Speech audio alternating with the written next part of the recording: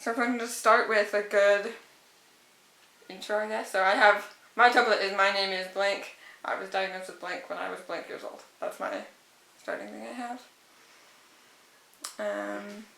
I don't have a good audio thing, but I'll just trust my camera. Okay. And then is that, you said that's a template, so just generally whatever. Yeah. So it's like a 2-sentence summary of why we're here. Okay. Hi, my name is Audrey. I was diagnosed with epilepsy in 2007 at age 15 in South Mississippi. Who's this? This is Erin, my partner, who I live with. You can say hi. Hi. My first thing is, can you briefly introduce yourself and your connection to epilepsy? So now the longer story. You can tell the full story, you can go into more detail as you want. Okay. So I was diagnosed with generalized epilepsy, specifically juvenile myoclonic epilepsy, about age 15. I've been having myoclonic seizures since age 13, but it took a while to get anybody in my family to take me to a doctor. And then I also just didn't know that it was as serious as it was. I was told I had absence seizures as well when I got that diagnosis, but I never really felt like I had them. A myoclonic seizure, though, is where you have a muscle jerk. I think myoclonic is Latin for muscle jerk. And so they usually happen in clusters. So it might be like an arm or part of your face or neck twitching. And it feels very brief, but I also don't know because I'm unconscious when they happen. So I say brief jerk, but who knows. But nobody educated me when I was a teenager that each one of those jerks is a seizure. And so I would go to my neurologist and say, yeah, I had a few seizures yesterday, when really it was more like 60. And so it took a while to get my medications where they needed to be. Or my medication, I was on one medication for a very long time. And then that was around 2007.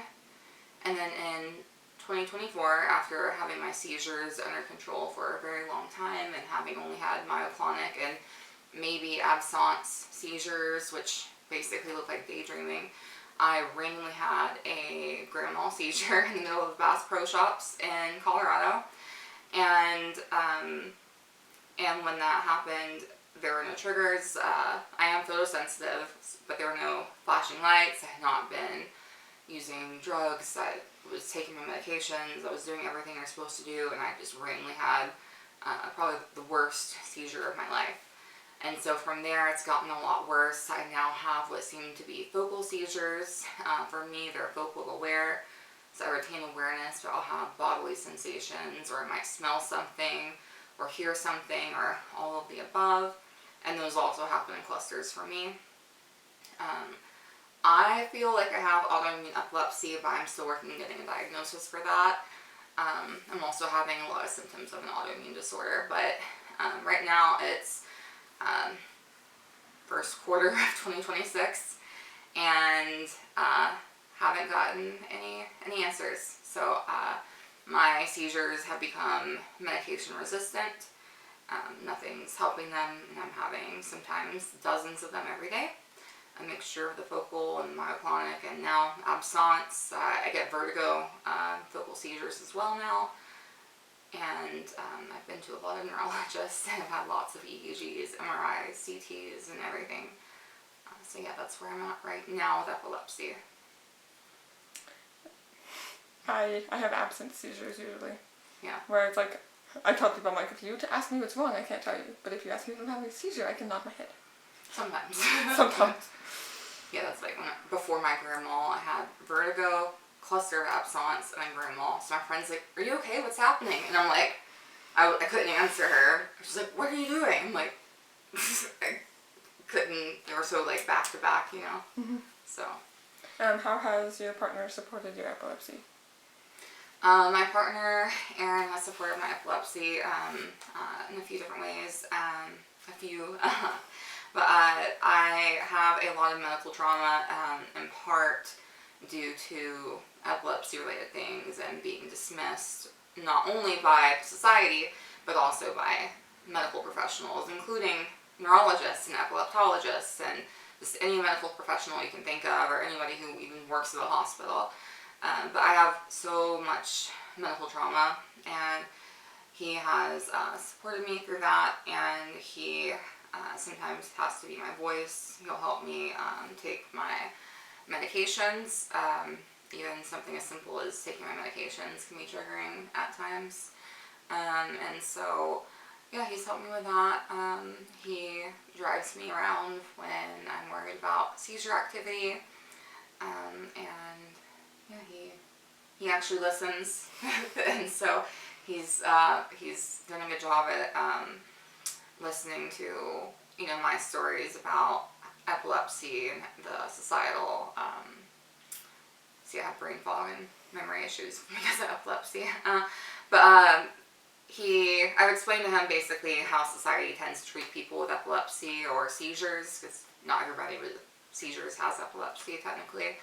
And he's been very receptive to that, so it's nice to have somebody who actually believes I have epilepsy. I have it on paper, I have all the labs to prove it, but people still manage to not believe it, but they still bill your insurance for it, so. Something you'd like to add to that? No? Okay.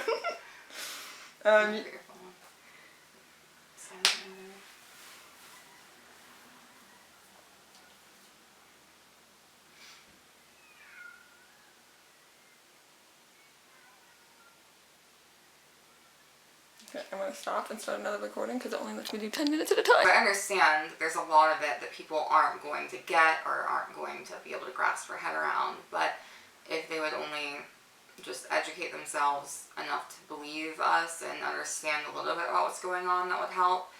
And a large part of the issue is that the education is being put onto the people, or the burden of educating people is being put onto people who are affected by it already. So we're already spending a large part of our lives going to appointments, scheduling appointments, having seizures, being unconscious, explaining ourselves away. Go ahead. Regarding the epilepsy and marriage laws in the U.S., people with epilepsy were forbidden to marry in 17 states until 1956, and the last state to repeal this law did so in 1980. In 1956, 18 states provided for the sterilization on eugenic grounds of people with epilepsy, and then until the 1970s, it was still legal in the U.S. to deny people with seizures entry to restaurants, theaters, rec centers, and other public places. The first law to prohibit discrimination against people with physical disabilities at all in the U.S. was passed in 1973. However, it was not until 1990 that the passage of the ADA provided a more uniform remedy to persistent discrimination. And that's just a sampling of some of the... Yeah. Will you send me that? Yeah. It's a screenshot, but I can... Okay. Let me... I can just put it on the screen. Yeah, I won't forget it. I don't have the number actually saved. What's your number?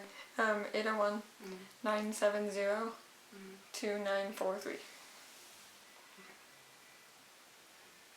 Yeah, it's the website I found has a lot of good little facts on it. Okay. What advice would you give to someone that has just been diagnosed with epilepsy? Because there's thinking you have epilepsy, you had a seizure, you're scared, but now you've been diagnosed, and it's gonna be this might be a lifelong thing. Yeah. Let's see. I'm gonna ask you, what would you say if you met somebody without me and you had to talk to them? I mean, what was it like for you, when you were learning about her epilepsy? Yeah. Was it like I don't know what I'm getting myself into? Because I got broken up with because I got diagnosed. Yeah, it's a lot to take in. It's a lot. It affects a lot, especially when she's having seizures and it feels like there's nothing I can do to help. I'm just gonna sit and watch. That part's really hard. And the rescue meds don't work anymore. So, what would you tell somebody if you found out they had epilepsy? Go on and sing it. It's on Do Not Disturb. What line to you? I don't know. I had to tell him to avoid certain doctors, and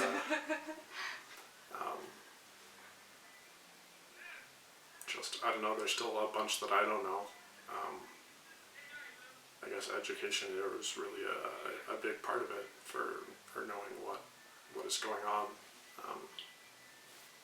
Yeah, I don't know. If I met somebody who had just gotten diagnosed with epilepsy,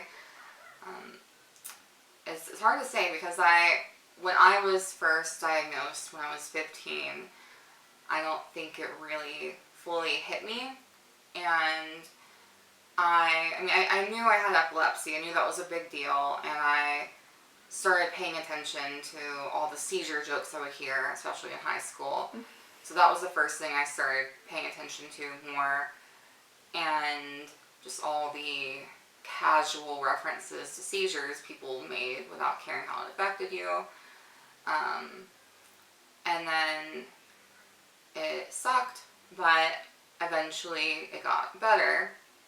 And so I spent, I don't know, my seizures got mostly under control around age 21, and then between the age of 21 and 32 or something like that. So over 10 years, I only had a handful of breakthrough seizures. And so I always wanted to do concert photography, and so I finally decided, okay, my seizures have been under control enough. I'll go ahead and start pursuing that, and then I started having seizures again, and so it's kind of like taking everything away from me, and so it's kind of like, even though I already had a diagnosis, it's kind of like going through that process again, but now as an adult, and I've gotten to the point where I've achieved things, or I've worked towards things that I thought I would be able to keep, and now epilepsy is like taking everything away from me again. But in a different way, because when I was 15, it was things that I was looking forward to and hadn't spent, decades working towards, and now it's things that are just being ripped from me.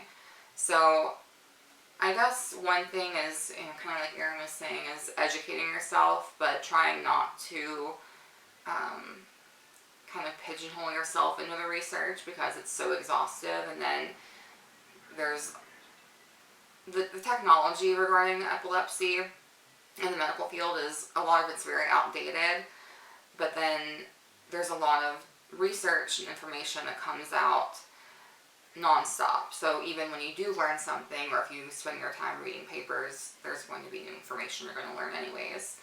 The other thing is, go to doctors and get their support, but if it feels off, if you don't believe what they're saying, if they don't believe what you're saying, or if your body is telling you something is different than what they're telling you repeatedly, they're not listening to your concerns, then don't be afraid to get another opinion from another doctor. If you have to travel for it and that's something you can do, then do that. Go to a virtual doctor, whatever you have to do. But really try to advocate for yourself, and try to find people in your life who will also advocate for you. There will also be people who don't want to take on the liability of you as a person, which is unfortunate, but it's better to recognize that sooner rather than later. And maybe your epilepsy will get better, or maybe it won't, or maybe it'll get worse, or maybe it'll be back and forth, but I think being in therapy and also just processing and understanding what you have instead of just taking your doctor's word at face value is very important. And then, like I mentioned earlier, it's been good that Erin's been receptive to listening to me and believing me, and also he's educated himself. So if you want somebody in your life that's close to you, it's important that they do the same thing, because if they're not willing to educate themselves, or at least listen to you, then they're going to be in for a bad time, and so are you. So, yeah. You're covering all my questions and all your responses. This is great. What am I talking about? Okay. Shorter response. If people watching this film, whatever it turns out to be, could take away one thing from epilepsy, both epileptics and normies. What would, so like if they could take away one thing from hearing your story and hearing other people's stories, what would you want it to be?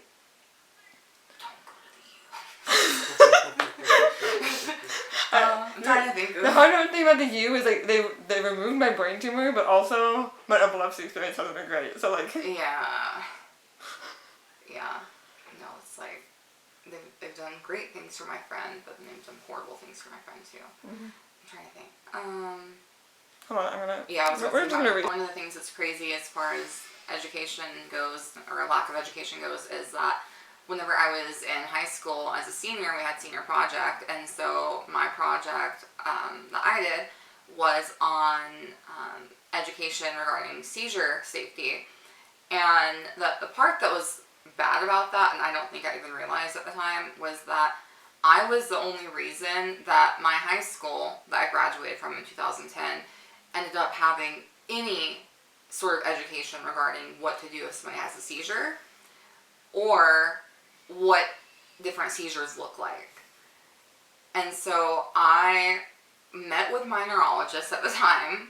Like, you know, my great grandma, she drove me up to my neurologist. My neurologist did this out of the kindness of her heart. I don't even remember her name because my epilepsy fries my memories. And we made plans for how to treat different seizures. Like, if it's an absent seizure, they might look like they're daydreaming, but they're not daydreaming. They're not being a bad student. They're having seizures. Or if it's a myoclonic seizure, this is how they need help. If they're having a grand mal, this is what to do, what not to do. Don't put a freaking spoon in their mouth like people used to always think. And just, there are so many different types of seizures. But yeah, I was 17 years old, and everyone told me it was such a great thing that I did. But no, it wasn't, because I should not have had to have done that. That should not have been an opportunity for me to take advantage of. That should have been in place a long, long time before I put that in place for those teachers. I laminated like instructions and put them in their little cubby holes in the teacher's lounge like that. I shouldn't have had to have been the person to do that.